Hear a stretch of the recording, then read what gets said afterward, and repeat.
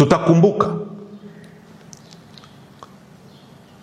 katibu mkuu wa Wizara ya Nishati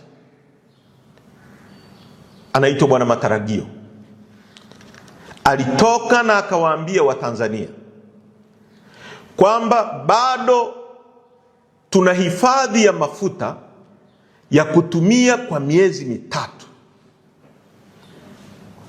Na kama mnavyokumbuka, tangu baada ya vita ya Uganda na Tanzania miaka ya 79, Mwalimu Nyerere alijenga matenki ya kuhifadhia mafuta ya Tipa baada ya kujifunza kwamba kunaweza kutokea dharura na nchi ikaingia kwenye crisis, kwenye matatizo. Mwalimu akajenga matenki ya kuhifadhia mafuta ya Tipa ambayo yako Kigamboni, na matenki haya yamekuwa yakihifadhi mafuta ya ndani ya nchi na mafuta ambayo yanasafirishwa kwenye nchi ambazo zinatumia bandari yetu. Na ndiyo maana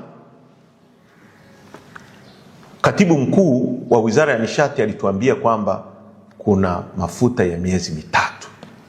Sasa kama tuna mafuta ya miezi mitatu ambayo huu mgogoro ulipoanza huko yalikuwa tayari yako ndani ya nchi, inakuwaje hayo mafuta yapande bei ghafla kabla ya ingizo la mafuta mapya ambayo yameingia nchini?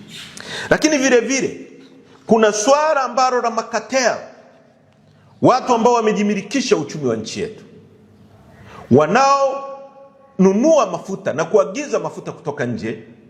Kampuni moja, tuna taarifa ambazo tunaendelea kuzifuatilia kwamba kampuni moja ambayo inaubia na watu wakubwa walioko serikalini ndiyo ilipewa tenda ya kuagiza mafuta peke yake na TPDC, na yenyewe ndio ina control kwa monopoly bei za mafuta na kusababishia Watanzania matatizo makubwa namna hii.